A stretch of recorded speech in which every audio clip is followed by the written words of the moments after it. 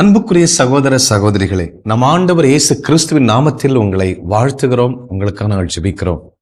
மாதா தொலைக்காட்சி நேயர்களே, கடந்த 5 வாரங்களாய் பரலோக ராஜ்யத்தை குறித்து ஆழமான சத்தியங்களை சொல்லிக் கொண்டிருக்கிறோம்.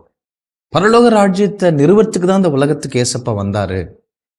அதில் எப்படி நுழையணும், அதனுடைய பிரின்சிபல்ஸ் என்ன, ப்ரீசெப்ட்ஸ், அதனுடைய கோட்பாடுகள் என்ன, அதில் எப்படி நுழையிறது என்று சொல்லலாம் நாம் பார்த்து கொண்டிருக்கிறோம். அன்பான சகோதர சகோதரிகளே, பரலோக ராஜ்யம் என்பது அடிமைகளை உண்டாக்குவது அல்ல. பணத்துக்கு, பிசாசுக்கு, பாவத்திற்கு அடிமைகளை உண்டாக்குவது அல்ல. மாறாக கடவுளுடைய பிள்ளைகளை எஸ்டாப்ளிஷ் பண்ணுவது தான் the spiritual sons of God. அதான் பரலோக ராஜ்யம் முதன்மையான ஒரு கொள்கை. ரெண்டாவதாக பார்த்தீங்கன்னா, எஸ்டாப்ளிஷ் எ கிங்டம். அது கடவுளால் ஆளப்படுகிற ஒரு கிங்டம். அது ஒரு ரிலிஜியன் அல்ல. ஒரு மதம் மதம் மதம் சொல்லி இதை செய், அதை செய்யலனா இதை செஞ்சா பாவ பரிகாரம், அப்படி இப்படின்னு சொல்லி வழிமுறைகளை சொல்லி உண்மையிலே பரலோக ராஜ்யத்தினுடைய ஆசீர்வாதங்களை இழந்து கொண்டிருக்கிறோம் in the name of religion. மூன்றாவதாக பார்த்தீங்கன்னா, பரலோக ராஜ்யம் it's a kingdom of kings. பல அரசர்களை சேர்ந்த ஒரு அரசனுடைய ராஜ்யம். அது ஒரு சப்ஜெக்ட்ஸ் அல்ல. ஒரு மக்கள்னா, சப்ஜெக்ட்னா மக்கள். அப்போ மக்களுக்கு தண்ணியை கொடு, இந்த சாப்பாட்டை கொடு, அந்த அரிசியை கொடு, பருப்பை கொடு, ஏதோ கொடுத்து நாய்க்கு போடுற மாதிரி வைக்கிறது இல்லை இந்த பரலோக ராஜ்யம், ஆண்டோடைய ராஜ்யம். இது ஒவ்வொருவரையும் ஒரு அரசனாக மாற்றி அத்தனை பேர் அரசர்கள், இத்தனை அரசர்களுக்கு அரசராக இருப்பதான் கடவுள். Everyone should become a king in the kingdom of God. அதான் மூன்றாவது கொள்கை. அன்பான சகோதர சகோதரிகளே, பரலோக ராஜ்யம் என்பது கண்ணுக்கு புலப்படாத அந்த பரலோக ஆசீர்வாதங்களை பூமிக்கு எக்ஸ்டெண்ட் பண்ணுவது, நம்முடைய வீட்டுக்கு, நம்ம ஒவ்வொருவருக்கும் அதை விரிவாக்குவது தான் பரலோக ராஜ்யத்தினுடைய கொள்கை. Influence the earth with the desire of the king from the heaven through mankind. மனுஷன் வழியா கடவுளுடைய அத்தனை விருப்பத்தை, சித்தத்தை இந்த பூமியில இன்ஃப்ளூயன்ஸ் பண்ணுவது, இம்பாக்ட் பண்ணுவது, நிறைவேற்றுவது, அதுதான் கடவுளுடைய பரலோக ராஜ்யம். எல்லாரும் சமம், காமன்வெல்த். இதுல யாரும் ஓனர் கிடையாது. அன்பான சகோதர சகோதரிகளே, இன்றைக்கு நம்முடைய வாழ்க்கையில பார்த்தீங்கன்னா, பரலோக ராஜ்யம் அல்லது கிறிஸ்துவம் அல்லது என்ன மதமா இருந்தாலும் சரிதான், அடிமைகளாத்தான் வாழ்றோம். அதுதான் ஊதாரி மைந்தனுடைய கதை ரொம்ப ஆழமா அழகாக சொல்லுகிறது.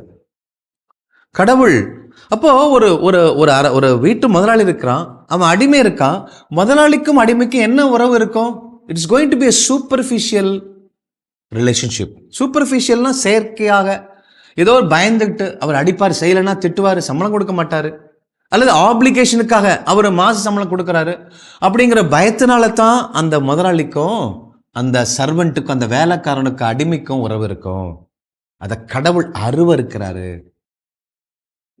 கடவுள் நம்ம ஒவ்வொருவரும் சொந்த மகனா தான் பரலோக ராஜ்யத்தில் வைக்க விரும்புறாரு. ஸ்பிரிச்சுவல் சன் அல்லது adopted sons of God. Son அப்படின்னா ஆணும் பெண்ணும் 2 பேரும் சேர்ந்தவங்க தான். அன்பான சகோதர சகோதரி, ஏன் அப்படின்னா நாம எல்லாமே ஸ்பிரிட் மேன், ஆவி. ஆணுங்கிறது ஒரு உடம்பு, பெண்ணுங்கிறது ஒரு உடம்பு. 2 உடம்புக்குலையும் இதுலயும் பாயசம் தான் இருக்கு, இதுலயும் பாயசம் தான் இருக்கு. The content in both bodies are same. அப்போ ஆண் உடம்புக்குள்ளர கடவுளுடைய ஆவி இருக்கு, மனிதன் ஆவி, த ஸ்பிரிட் மேன். பெண்ணுங்கிற உடம்புலயே அந்த ஸ்பிரிட் மேன் தான் இருக்காங்க. ஒரே ஆவி தான் கடவுள் ஊதினாரு. அப்போ ஆணு பெண்ணு சமம். அதனால்தான் we are all adopted sons of God. Daughters சொல்லல, பெண்கள் இல்லை அப்படிலாம் யாரும் சொல்லக்கூடாது, முட்டாள்தனம். மனுஷனாவே ஆணும் பெண்ணும் சேர்ந்தவங்க தான். அன்பான சகோதர சகோதரிகளே, அப்போ கடவுள் அடிமைகளே அல்ல, அல்லது ஏதோ ஒரு சப்ஜெக்ட் அல்ல, ஏதோ மக்கள் அங்கே நாய் ஏதோ பேதோ மனுஷன் ஏதோ கொடுப்போம் அப்படிங்க அல்ல. மனங்களை ஒரு பீசண்டா அல்ல, அதை ஒரு உழைப்பாளியாக மட்டும் அல்ல. ஒரு உழவன் அவன் டெய்லி உழைக்கணும், வேர்வை சிந்தணும், சாப்பாட்டுக்கு சரியா இருக்கணும், அப்படி வெறும் உழைப்பாளியாக மட்டும் வைக்க விரும்பல, உழைக்கணும். அதனால எல்லாத்துக்கும் மேல திருவெளிப்பாடு 19:16 சொல்லுகிறது, அவர் lord is the king of kings. King of கிங்ஸ்னா ஏதோ இந்த நாட்டை ஒரே ஒரு அரசர் ஆழ்வார், அவருக்கு அரசர், அப்படி அல்ல. ஒவ்வொரு பிரஜையும், பரலோக ராஜ்யத்தில் இருக்கிற ஒவ்வொரு சிட்டிசனும் அரசரா வாழணும். இந்த உலகத்தை ஆளணும். அவனை எதிர்க்கக்கூடிய எந்த பாவமும் இருக்கக்கூடாது, பிசாசும் இருக்கக்கூடாது. நம்ம வாழ்ற வாழ்க்கைக்கு இதுவும் தாறுமாறா இருக்கும். நம்ம எல்லாம் ரிலீஜியஸ் பீப்புள், சமயத்தார். கோயிலுக்கு போவோம், ஞாயிற்றுக்கிழமை பூசை பார்ப்போம், அவ்வளோதான், வீட்டுக்கு வருவோம், மட்டன் வாங்கி சாப்பிடுவோம். That's all, nothing else. இந்த உலகத்தில் என்ன நடக்கு, யாரு கஷ்டப்படுறாங்க, ஆண்டவர் இயேசு கிறிஸ்துவை பிரதிபலிக்கணுங்கிற எண்ணமே இல்லை. நம்ம எல்லாம் ரிலீஜியஸ் பீப்புளாக வாழ்றோம் பாரு. அதனால தான் God hates religion. God wants citizens and sons of kingdom of God. பரலோக ராஜ்யத்தில் ஒரு சிட்டிசன்ஸா அல்லது பரலோக ராஜ்யத்தினுடைய அப்பா தான் பிள்ளைகளை தான் நேசிக்கிறாருங்க. அடிமையா இருக்கிறது விரும்பல. உங்க வீட்டில் ஒரு வேலைக்காரி இருக்கா, முத நாளே அப்பாயின்ட் பண்றாங்க, முத நாள் வராங்க, முத நாள் வந்தவொடனே டிவியை உடைச்சிட்றா, விட்டுருவீங்களா? முத நாள் சின்ன பொருளை உடைக்கிறாங்க, சரி மன்னிச்சு விடலாம். ரெண்டாவது நாள் மிக்சியை உடைக்கிறாங்க, மன்னிச்சு விடலாம். மூணு நாள் டிவியை போட்டு உடைக்கிறாங்க, விட்டுருவீங்களா? பனிஷ்மெண்ட் மாட்டீங்க, அடிக்க மாட்டீங்க, வேலையை விட்டு துரத்த மாட்டீங்க. அதான் அடிமை, வேலைக்காரி. அதே நிகழ்ச்சி உங்க பையன் செய்யறான், ஒரு கண்ணாடியை உடைக்கிறான், அடுத்தது செல்லை உடைக்கிறான், டிவி உடைக்கிறான், வீட்டை விட்டு அனுப்புவீங்களா? திட்டுவீங்க, 2 போடு போடுவீங்க, கவுன்சிலிங் கொடுப்பீங்க, எப்படியாவது அவனை மாற்றணும். என் பிள்ளையாச்ச. மகனுக்கும் அடிமைக்கும் வித்தியாசம் இருக்கு. அன்புக்குரிய சகோதர சகோதரிகளே, அப்போ கடவுள் பரலோக ராஜ்யத்தை எதற்காக கொண்டுட்டு வராருன்னா, யாரும் அடிமையா இருந்துடக்கூடாது, தான் பிள்ளைங்களா வாழணும். பாருங்க, இந்த உலகத்தில் நம்ம பாதி பேர் லுங்கி கான்செப்ட் தான். ஒரு மோசமான ஒரு லுங்கி கட்டிப்போம், மடிச்சு கட்டிப்போம், ட்ரவுசர் தெரியும், பனியன் ஒரு ஓட்ட போட்ட பனியனை போட்டுப்போம், பீடியை குடிச்சுப்போம், போய் அங்கங்கே சாக்கடையில் உட்காந்து டீ கடையில் உட்காந்து டீ குடிப்போம். இப்படி லுங்கி கான்செப்ட்லேயே வாழ்ந்து அடிமையாக வாழ்ந்துட்டு இருக்கோம். நீங்களும் நானும் ஆண்டவருடைய இயேசுவின் ரத்தத்தால் மீட்கப்பட்டவங்க அப்படின்னா நீதிமான்கள். ஒரு நல்ல ஒரு கோட் ஷூட்டை போடுங்க, போய் சாக்கடையில் உட்காருவீங்களா? தண்ணீர் கெடுத்த தரையில் உட்காருவீங்களா? ஷூ போட்டிருக்கீங்க, ஒரு டிக்னிட்டி வந்துடும்ல, மெயின்டைன் பண்ணுவீங்கல்ல. அந்த கோட் ஷூட் மென்டாலிட்டி நமக்கு வரணுங்க. ஒரு கிழிஞ்ச நைட்டு, எப்ப பார்த்தாலும் நைட்டிலே எல்லா பக்கத்துலயும் மாங்காய் பூ போட்ட ஒரு நைட்டை போட்டுவாங்க லேடிஸ். 10 நாளைக்கு துவைக்க மாட்டாங்க. போய் அங்க அடுப்பாங்கல உட்காருவாங்க, அங்க போய் உட்காருவாங்க, எல்லா இடத்துலயும் உட்காருவாங்க. அப்போ அவங்களே ஒரு பட்டுப்புடவை கட்டிருந்தானே அங்க போய் உட்காருவாங்களா? அழுக்கில் உட்காருவாங்களா? துடைக்க மாட்டாங்க. அதே போல தாங்க நமக்கெல்லாம் பட்டுப்புடவை மென்டாலிட்டி வரணும். I am a person redeemed and saved by the blood of Christ. இயேசுவின் ரத்தத்தால நான் மீட்கப்பட்டவன், என்னை எதிர்த்து நிற்க ஆற்றல் இல்லை, நான் அவருடைய பிள்ளை. அந்த உரிமையை பெற்றுக்கொண்டவங்க அந்த பட்டுப்புடவை கட்டுன அந்த மென்டாலிட்டி இருக்கணும்.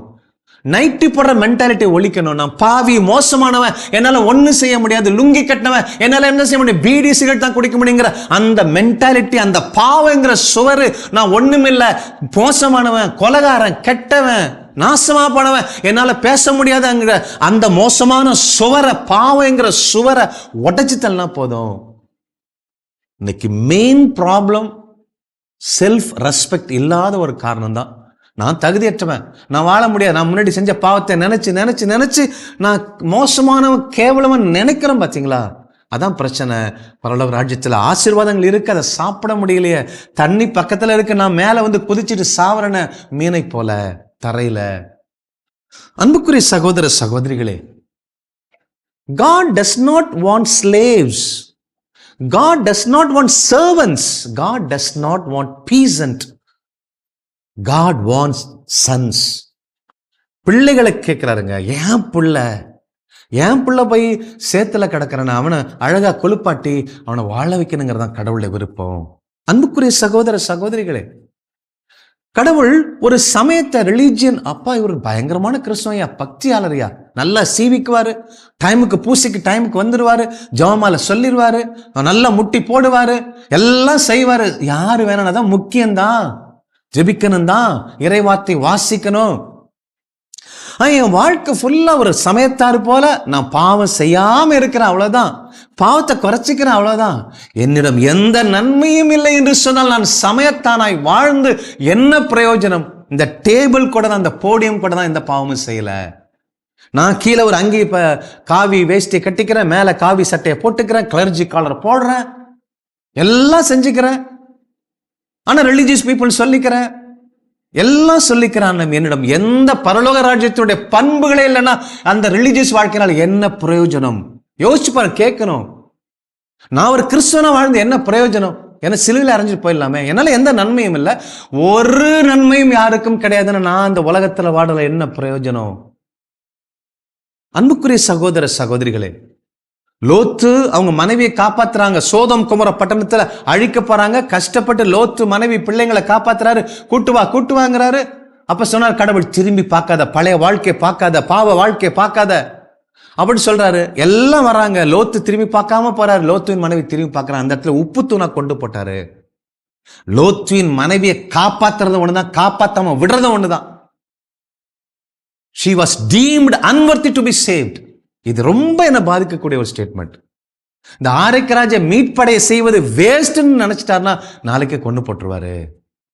அன்புக்குரிய சகோதர சகோதரிகளே, கடவுள் அடிமை அல்ல, கடவுள் ஒரு ஆப்ஜெக்ட் அல்ல, கடவுள் ஒரு பிள்ளைகளை விரும்புறாருங்க. பிள்ளைகள் அந்த உலகத்துல வாழணும், ஆளணும், சிறப்பா இருக்கணும், பாவத்தை அருவருக்கணும். யோசேப்பை போல, மோசே போல எல்லாத்தையும் கடவுளுக்காக விட்டு கொடுக்க தயாரா இருக்கணும். ஆபிரகாமை போல விசுவாசம் நிக்கணும். தாவீதை போல எந்நேரமும் பாடணும், நேர்மையுள்ள இரக்கமுள்ள ராஜாவை வாழணும். ஸோ அப்படிலாம் வாழணுங்கிறதான் கடவுளுடைய விருப்பம். அன்புக்குரிய சகோதர சகோதரிகளே, அப்போ நம்ம பார்க்கிறோம் இல்லைங்களா, ஊதாரி மைந்தனுடைய வாழ்க்கை பார்க்கிறோம். Prodigal sons.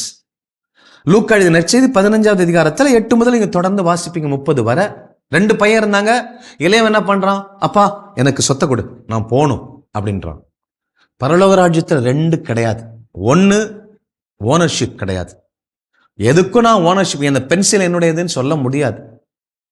அதே போலதான் இன்னொரு கெட்ட ஒரு வார்த்தையை நம்ம முன்னோர்கள் நமக்கு சொல்லி கொடுத்திருக்கிறாங்க, ஃப்ரீடம். சுதந்திரமா நடக்கணும், எங்க வேணாலும் போகலாம். இவன் என்ன செய்யறான்? அப்பா என் சொத்தை கொடு, நீ இது வரைக்கும் ஆண்டது போதும், என் சொத்தை கொடு, நான் ஜாலியா ஃப்ரீயா போனோம். வெகு தொலைவில் போயிடுறான். வெகு தொலைவில் போய் எல்லாத்தையும் விபச்சாரம் பண்ணி இழந்துடுறான். பண்ணிக்கு போடுற சாப்பாடு கூட கிடைக்காம மனம் மாறி திரும்பி வரான். அன்பான சகோதர சகோதரிகளே, ஃப்ரீடம் பரலோக ராஜ்யம், there is no freedom, there is no freedom. டெமோக்ரஸிங்கிறதே கிடையாது. நம்ம இஷ்டம் போல என் விருப்பத்தை, அவன் விருப்பத்தை, என் ஒய்ஃப் விருப்பத்தை, பிள்ளைங்க விருப்பத்தை செஞ்சுக்கலாம். டெமோக்ரஸி கிடையாது, மக்கள் ஆட்சி கிடையாது, கடவுள் ஆட்சி தான் இங்க. அப்படின்னா தண்டிக்கிறது கிடையாது. ஒரு டிராஃபிக்ல போறீங்க, அங்க ரெட் சிக்னல் இருந்ததுன்னா போகக்கூடாது, அங்க ஆப்போசிட்ல வராங்கன்னு அர்த்தம். இல்ல நான் தாண்டி எனக்கு ஃப்ரீடம் இருக்கு, போவீங்களா போக மாட்டீங்களா? அங்க ஃப்ரீடத்தை கட் பண்றீங்களா? எதுக்கு? உங்கள் உடல் நலத்திற்கு, உங்க உயிர் காப்புக்காக. ஃப்ரீடம் என்பது கடவுளுடைய சித்தத்தின்படி ராஜா என்ன சொல்றாரோ அதை செய்யறது மட்டும்தான் வாழ்க்கை. நான் என் இஷ்டம் போல வாழ முடியாது. there is no independence in the kingdom of God. நல்லா புரிஞ்சுக்கணும். there is no ownership, there is no independence. கடவுள் என்ன சொல்றாரோ அதை செய்யணும். அதான் நம்மளுடைய வாழ்க்கைக்கு சுதந்திரம், இண்டிபெண்டன்ஸ், எல்லாமே அதுதான். ஆசீர்வாதம் அத்தனையும் அதுதான். கடவுள் என்ன சொல்றாரோ அதை செய்யறதுதான் நம்முடைய வாழ்க்கை, இண்டிபெண்டன்ஸ். நான் இஷ்டத்துக்கு இப்ப தண்ணி அடிப்பேன், நான் இஷ்டத்துக்கு விபச்சாரம் பண்ண, அது இல்லை. கடவுள் சொல்றதை கேட்கணும். அன்புக்குரிய சகோதர சகோதரிகளே, இவர் போனாரு, போயிட்டு பாருங்க, எல்லாத்தையும் இழந்துட்டு அவருக்கு புத்தி வருது, மனம் மாறாரு. ஐயோ, எங்க அப்பா வீட்டுல வேலைக்காரங்க கூட அதிகமா சாப்பிட்றானே, நான் எங்க பட்டினி கிடந்து சாகுறனே, நான் எழுந்து புறப்பட்டு போவேன். நான் புறப்பட்டு என் தந்தையிடம் போய், அப்பா, கடவுளுக்கும் உமக்கும் எதிராக நான் பாவம் செய்தேன், இனிமேல் நான் உம்முடைய மகன் என்று எண்ணப்பட தகுதியற்றவன், உம்முடைய கூலி ஆட்கள் ஒருவனாக என்ன வைத்துக் கொள்ளும் என்பேன் அப்படிங்கிறான். இந்த மென்டாலிட்டி தான் கடவுள் வெறுக்கிறாரு. பாவம் செஞ்சிட்டியா, மன்னிப்பு கேளு.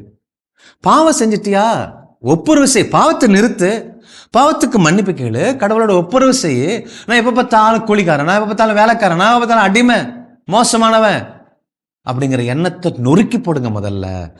கடவுள் அவன் ஓடி வரான், அங்கேருந்து வேலையாட்களுக்குள்ள ஒருத்தனா வைங்க அப்படின்னு சொல்றான். ஆனா அந்த அப்பா ஓடி போய் கட்டி பிடிச்சு முத்தம் கொடுத்து அரவணைச்சு புதிய ஆடை கொடுத்து குளிப்பாட்டி அவனுக்கு ஆடை மாட்டுக்கு கன்றுக்குட்டியை வெட்டி சிறப்பாக எல்லா பிப்பி மோதம்லாம் அடிச்சு மோதிரம் கொடுத்து சந்தோஷமா ஆடி பாடி கொண்டாடுறாரு. அவரை பொறுத்தவரை அடிமை வந்துட்டான்னு சொல்லல, பாவி வந்துட்டான்னு சொல்லல, ஏன் கூலிக்காரன் வந்துட்டான்னு சொல்லல. I have received my son back அப்படிங்கிற, my son has come back அப்படிங்கிற, என்னுடைய மகன் தான் திரும்பி வரணும். அவன் ஒரு அடிமையா திரும்பி வரக்கூடாது, அவன் இன்னொரு 5 வருஷம் கூட கிடக்கட்டும், என் மகனா திரும்பி வரணும், என் மகன் என்னுடைய பிள்ளை. இதுதான் கடவுள் எதிர்பார்க்கிறது பரலோக ராஜ்யத்துல. மூத்தவன் பாருங்க, இதை கேள்விப்படுறான், வரான், உங்க தம்பி காணாம போனா வந்துட்டாரு அப்படின்னு சொல்றாங்க. அவர் உடனே கோவப்படுறாரு. ஆடு மாடு எல்லாம் வெட்டி பயங்கரமா கொண்டாடுறாங்க. அப்போ அவர் கோவப்படுற, உள்ளே வர மாட்டேங்கிற. அப்பா போய் கூப்பிட்றா, உள்ளவாடாங்கிறாரு. அப்ப அப்பாட்ட கோவப்படுறான். யோ, நான் சிறு வயதிலிருந்து உன் வார்த்தைக்கு அடிமை போல கீழ்ப்படுத்தனே அப்படிங்கிறான். அடிமை அப்படிங்கிறான், ஸ்லேவ் அப்படிங்கிறான்.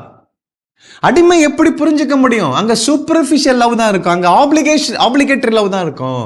அங்க எதையாவது எனக்கு என் சொத்து போயிடக்கூடாது அப்படிங்கிற எண்ணம் தான் இருக்குமே தவிர உண்மையான அன்பு அப்பா பிள்ளைக்குள்ள இருக்காது. இல்ல, மூத்த மையன் ஒரு ரிலீஜியஸ் பர்சன், ஒரு ஸ்பிரிச்சுவல் மேன், ரெகுலராக வேலைக்கு போறான், கோயிலுக்கு போறான், அப்பாவோட இருக்கிறான், கோயிலுக்கு டெய்லி வர்றவன் தான். ஆனா அப்பாவோட எண்ணத்துக்கும் அவருடைய எண்ணத்துக்கும் பயங்கர பல கிலோமீட்டர் தூரம் இருக்கு. அன்புக்குரிய சகோதர சகோதரிகளை, பல நேரத்தில் நாம் என்ன நினைக்கிறோம்னா, நான் நன்மை உள்ளவன், நான் அவனை மாதிரி விபச்சாரம் பண்ணலையே, அந்த பொண்ணை மாதிரி நான் லவ் பண்ணலையே, அந்த மாதிரி நான் திருடலையே அப்படின்னு நினைச்சிட்டு இருக்கோம். The goodness will create very big barrier between you and your God than your badness. உன்னுடைய பாவம் உனக்கும் கடவுளுக்கும் கேப்பை உண்டு பண்ணும். அதை விட நான் நல்லவன், நான் பயங்கர நல்லவன், எந்த தப்பும் செய்யலையா அப்படின்னு நினைக்கிற பத்தி அதுதான் மிகப்பெரிய கேப்பை உண்டு பண்ணும். Your goodness sometimes will create very big barrier between you and your God than your badness. அதான் ஊதாரி மைந்தோட மூத்தவனுடைய பிரச்சனை. அவன் அடிமைங்கிறான், இவன் வேலைக்காரங்கிறான், ரெண்டையும் கடவுள் வெறுக்கிற.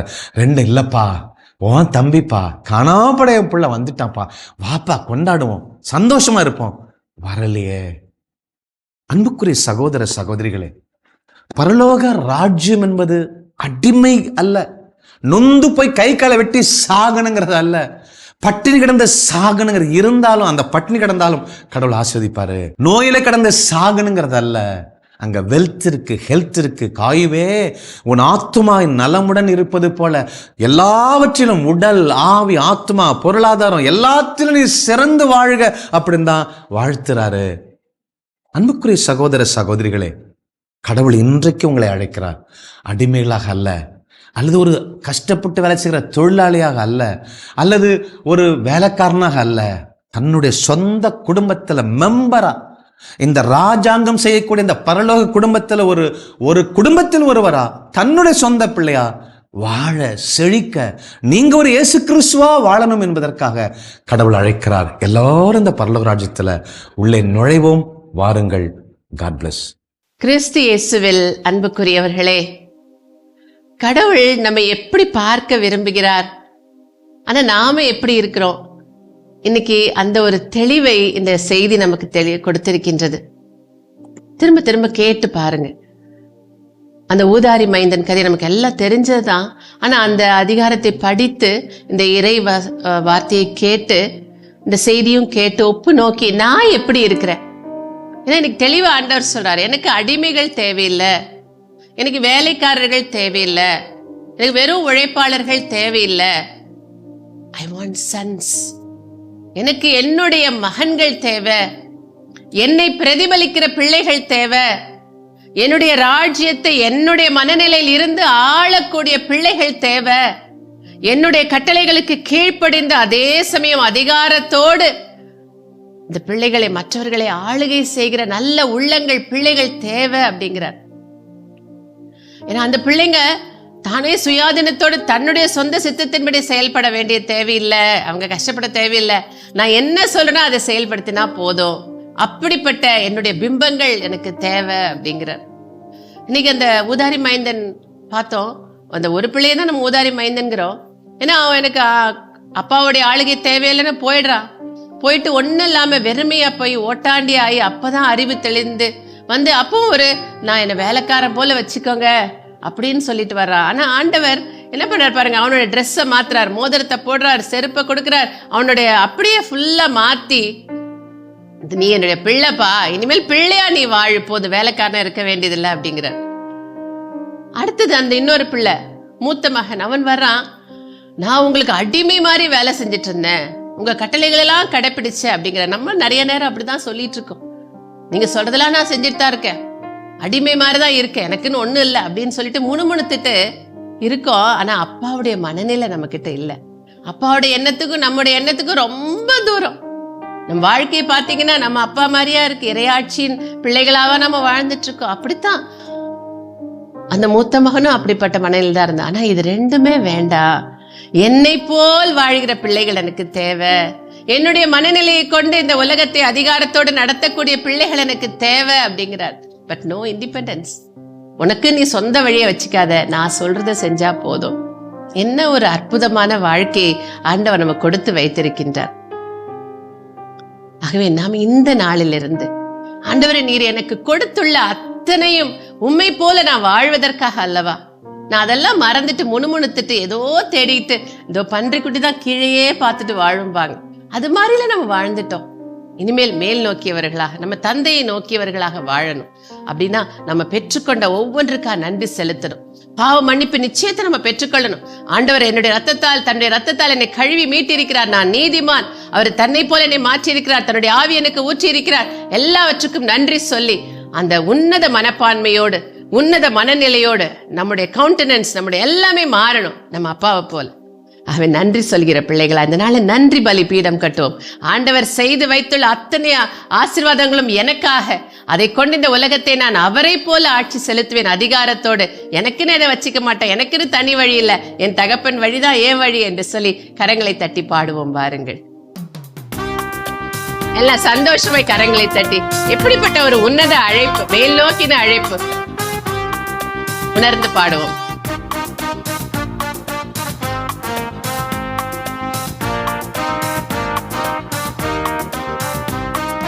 நன்றி பலி பீடம் கட்டுவோம், நல்ல தெய்வம் நன்மை செய்தார். நன்றி பலி பீடம் கட்டுவோம், நல்ல தெய்வம் நன்மை செய்தார். செய்த நன்மை ஆயிரங்கள் சொல்லி சொல்லி பாடுவே. செய்த நன்மை ஆயிரங்கள் சொல்லி சொல்லி பாடுவோம். நன்றி தகப்பனே, நன்மை செய்திரே. சொல்லுவோமா? நன்றி தகப்பனே, நன்மை செய்திரே. சிறந்த முறையிலே குரல் எழுப்பும் சிலுவை ரத்தம் நீர் சிந்தி விட்டீர். சிறந்த முறையிலே குரல் எழுப்பும் சிலுவை ரத்தம் நீர் சிந்தி நீரே. இரத்த கோட்டைக்குள் வைத்து கொண்டு எதிரி நுழையாமல் பார்த்து கொண்டீர். இரத்த கோட்டைக்குள் வைத்து கொண்டு எதிரி நுழையாமல் பார்த்து கொண்டீர். நன்றி தகப்பனே,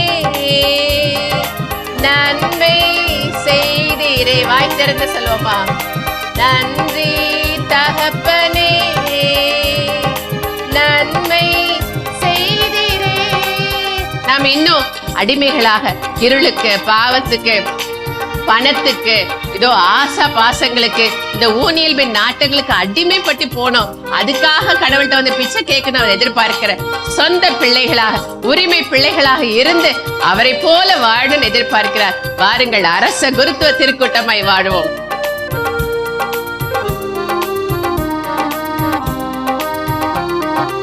இருளின் அதிகாரம் அகற்றி விட்டீர், இயேசு அரசுக்குள் சேர்த்து விட்டீர். இருளின் அதிகாரம் அகற்றி விட்டீர், இயேசு அரசுக்குள் சேர்த்து கொண்டீர். உமக்கு சொந்தமாய் வாங்கிக் கொண்டு உரிமை சொத்தாக வைத்து கொண்டீர். உமக்கு சொந்தமாய் வாங்கிக் கொண்டு உரிமை சொத்தாக வைத்து கொண்டீர். நன்றி தகப்பனே, நன்மை செய்தீரே. சந்தோஷமாய் சொல்லுங்க. நன்றி தகப்பனே, நன்மை செய்தீரே. ஆமென். ஆண்டவரே, நீர் செய்து வைத்துள்ள அத்தனைக்காகவும் நன்றி ஆண்டவரே. அப்பா, எங்களை உம்முடைய இறை ஆட்சியின் பிள்ளைகளாக, உம்முடைய சாயலாக, உம்முடைய மனநிலையை கொண்டவர்களாக, உம்முடைய அதிகாரத்தை கொண்டவர்களாக இந்த உலகத்தை கட்டி எழுப்பும்படியாய் பணித்திரு. இதோ வருகிறோம் ஆண்டவரே. உம்முடைய உரிமை பிள்ளைகளாய் இந்த உலகத்தில் வாழ்ந்து உம்முடைய ராஜ்யத்தை கட்டி எழுப்புவோம். ஒவ்வொரு குடும்பத்தையும் அப்படியாக கட்டி எழுப்புவீராக, ஆசீர்வதிப்பீராக, உணர்த்துவீராக. உம்முடைய பரிசுத்த ஆவியினாலே ஒவ்வொருவருடைய சாயலாய் உம்முடைய ஆலயங்களாய் கட்டி எழுப்புவீராக. எங்கள் ஆண்டவர் இயேசு கிறிஸ்துவின் நாமத்தில் பெற்றுக்கொண்டோம் என்று நம்பி ஜெபிக்கிறோம். ஆசீர்வதியும் எங்கள் நல்ல பிதாவே. ஆமென். அன்புக்குரியவர்களே, ஆண்டவராகிய இயேசு கிறிஸ்துவின் மீது முழுமையான நம்பிக்கை கொள்வோம். நிறை வாழ்வை பெற்றுக்கொள்வோம். God bless you. இயேசுவுக்கே புகழ். மரியே வாழ்க.